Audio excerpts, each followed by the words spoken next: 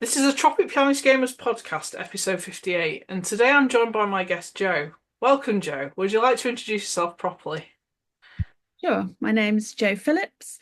I'm a UK-based surface pattern designer and creative entrepreneur behind Paperly UK, and I specialise in creating distinctive and high-quality designs for homeware, gifts, stationery, and lifestyle brands. And I'm passionate about licensing my artwork and to forward-thinking brands and bringing beauty and depth and joy to everyday products. Cool. I've got to ask, what is a surface pattern designer? Because I've never heard of one. Does it do what it says on the tin, basically? It's a bit of a fancy word, yes, for people who like to do drawings or any sort of creative arts that can create any kind of pattern that you can put on a surface. So if you can imagine cushions or notebooks or wallpaper, gift wrap, that kind of stuff. Even to aprons and kitchenware and plates and things like that. So, yes, a lot of people do pattern designs, which means it needs to be in a seamless format so that it repeats properly and that you Oh, can't yeah. see where the join is. That's Very what, nice. yeah, that's what I do. So, tell me a bit about your background and how you got into that in the first place.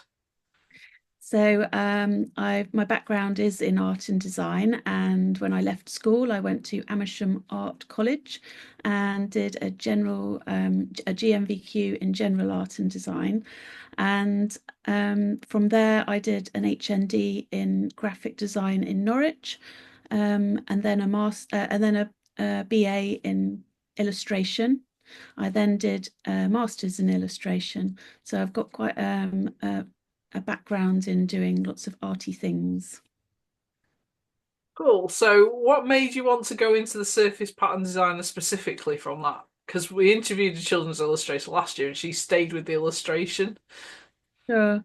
I sort of struggled after university to get a job in the industry that I wanted. I was undiagnosed autistic and ADHD. I did have a diagnosis at 19 of dyslexia, but I didn't really understand what that meant. And so I really struggled with understanding what it was to go and get a job and to produce a CV and all of those things. And I didn't really have the help that I needed.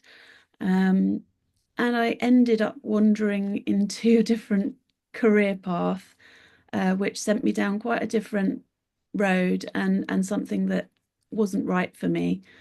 So it's only in the last few years that I've thought to myself, about since I was diagnosed in 2020 as autistic, and then in 2023 as ADHD. And then I started taking some medication, which for the ADHD, which really has been dramatic for me, and it's really changed my life around. The symptoms of ADHD have significantly improved, and I've also had a knock-on effect with other sort of things like I was having migraines about 5 to 8 a month, and so that's reduced right down with that medication to about 2 or 3 a month. So I decided, oh my goodness, because I was medically retired from my previous job through burnout and exhaustion. I also have a physical disability called Ehlers-Danlos syndrome, and I was medically retired from that.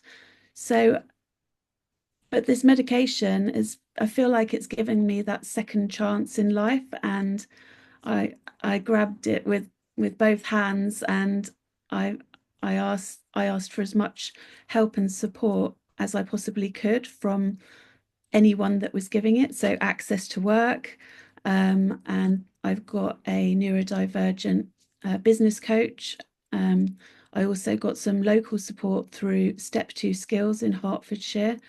So I've sort of really reached out and got the support that I need, and now I'm setting myself up in this particular domain. And the reason I didn't go down the illustration route was because I love doing repeating patterns. That's, if you look at all my sketchbooks, I'm just doing the same sort of doodles over and over and over and over. And it's part of a repetitive behavior, probably of autism, Yeah. and I thoroughly enjoy it. And it's kind of therapeutic in a way to do that kind of thing for me. And I found also that even though I do like doing animals and drawing animals, and I will incorporate some of those into my designs moving forward, I've always found people very, very challenging to draw, and I almost don't like doing it, and I don't like that kind of drawing. Although I can sort of do it in the end, I don't enjoy it, and even some of my expressions will either look like completely shocked or like nothingness. I can't sort of get the range of emotions that I think are vital when you're telling a story in illustration.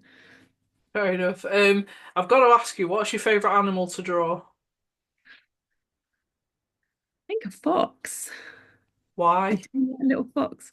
Um, the tail. I love the fluffy tail and the pointy nose. I used to have well, I still have an Etsy shop called Foxy Trader, where I've done some drawings and things like that on there, and sold bits and pieces, and I ended up doing craft work that turned my drawings into little stuffed animals, which was quite cool at the time. Yeah. But that's a lot of time spent, crafting stuff, and on Etsy it's hard to sell that stuff for the price that you put, the time that you put into it, you know. Yeah. Uh, but on Etsy now, I'm selling gorgeous handmade paper from India and Thailand, and speciality paper, which has got bits of gold fleck in it and silver fleck and all kinds of gorgeous natural sort of products, all from the mulberry tree as well. Oh, And I love that type of paper. yeah, I'll have to let it's my mum know about you. yeah, definitely. So have a look on Paperly UK on Etsy.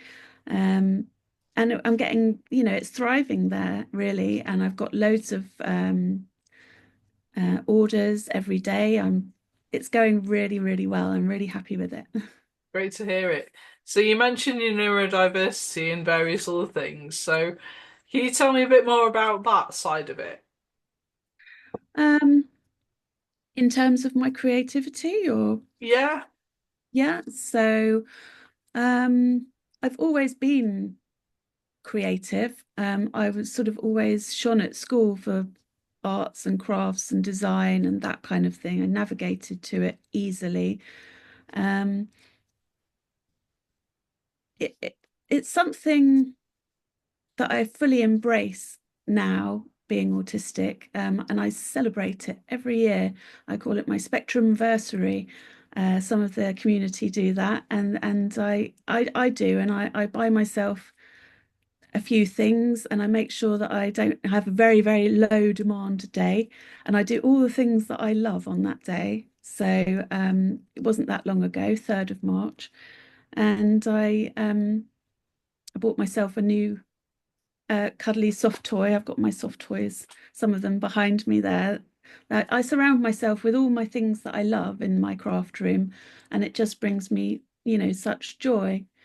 Um, I I think, with um, accepting and understanding who I am being autistic, it's really helped me to bring out my voice and stand up for what I'm saying is true, because I think I've had a lot of gaslighting in my life. If I said, "Oh, that's too bright," someone would go, "No, it's not," or "I'm really cold." "Oh, it's not cold in here." I'd be like, "Oh, is it not?" Yeah. And so if you can imagine, all day, every day, things that you were experiencing, you've been told that you're thinking wrong or you're feeling wrong.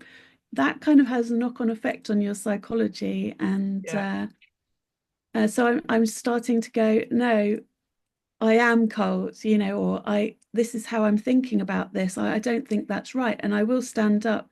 We all seem to have some sort of justice sensitivity. And this is another part of what I do. I'm actually an advocate for autism now, and I'm an expert by experience for the NHS, and also I'm a member on the autism board for Hertfordshire County Council as well. amazing. Yeah, it's Yeah, important to tune into your strengths, particularly as an autistic person. I'm following that route with my kid, and I'm possibly myself as well. So yeah, it's good to hear that other people have managed to tune into their strengths and embrace them. yeah, So definitely. good on you. So I heard you wrote a book. You've been a collaboration author. Let me know about that. So I have co-authored this book called Beyond the Ordinary. It's written by Mandy Nicholson, and she invited 30 neurodivergent and creative entrepreneurs to co-author this book with her. And each one tells a story in a couple of thousand words of their journey, how they've overcome certain obstacles and or or things that happen in life that they've been able to navigate through. And so my journey was really more about how I navigated um, getting a job and getting a career, or rather struggled to get a career going because of my undiagnosed autism, ADHD. And so it was a really great opportunity to collaborate with this lady. Mandy Nicholson's a wonderful coach. She's also autistic herself. And so she really, really understands what it's like for us who are wanting to start up our own business. And she has the tools and the knowledge and the experience of running big businesses to give us the sort of insight that you might not necessarily get from, traditional webinars about business, because she really looks at who we are and how she can help us in particular. So it's a really great opportunity. And there's a little podcast now going on, and I was on my chapter got read out as well. I asked my stepdaughter to read out my chapter for me, and she did a great job. And yeah, everybody's reading out their chapters now on the podcast. And so we'll see where that goes in the future. It's So exciting. where can we find the book and where can we find the podcast? So you can find the book on Amazon, or if you go to my website, Infinity Designer. .co.uk. There's a link there that you can buy the book. And the podcast is Beyond the Ordinary, and you can get that on Spotify and Apple and all the The other main places. platforms, yeah. Same as mine then. Cool. So if people want to work with you directly, what's the best port of call to contact you? So I don't do very well with phone calls, but I'm Same. absolutely fine doing this. And I think that's partly because I can't get the feedback from a phone call. I don't know what I use a lot of feedback, visual feedback of, body language and nodding and, and and all of that. But when I can't see somebody, I get a massive anxiety that I'm not getting all the visual information that I need. And then also then if they suddenly, they get an accent or something like that, I find it really, really challenging. So video calls are my thing, or email, or WhatsApp. That's fantastic too. And all those opportunities, you can book a call with me if you go to my website, infinitydesigner.co.uk. Cool. So thanks for being my guest today. I hope you've enjoyed the conversation. Yes, very much And all the so. best. Thank you very much.